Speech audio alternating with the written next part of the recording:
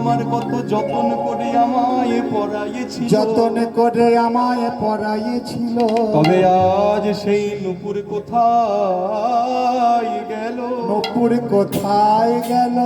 ওরা তুই জানিস যদি বলে দে, বলে দে। ললিতা সখী তখন মনে মনে বলছে, এই তো রায়, এই তোর সমস্যা,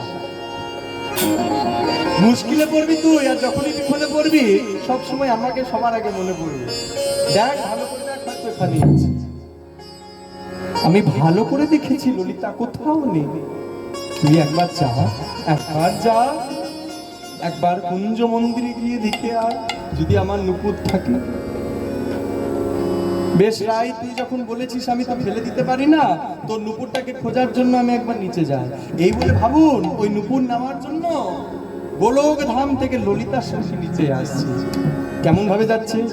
রাধা কৃষ্ণের নাম লইয়া ললিতা চলে, রাধা কৃষ্ণ নাম লয়া ললিতা জানে। রাধা কৃষ্ণ কৃষ্ণ কৃষ্ণ, রাধা কৃষ্ণের নাম লইয়া ললিতা চলে, রাধা কৃষ্ণের নাম লইয়া ললিতা চলে। ওই কুঞ্জ মাঝে কৃষ্ণ দাসে দেখিবারে পারে, মাঝে কৃষ্ণ দাসে দেখিবার পায়। দেখ দেখ, আহা কি সুন্দর সেবা করছে আমার কৃষ্ণ সেবা কেমন গুণ, কৃষ্ণ সেবার কেমন গুণ। শ্রী অদ্বয় ব্রহ্ম নন্দনে, কৃষ্ণ সেবার কেমন গুণ। শ্রী অদ্বৈতানন্দনে কৃষ্ণ সেবার কেমন গুণ।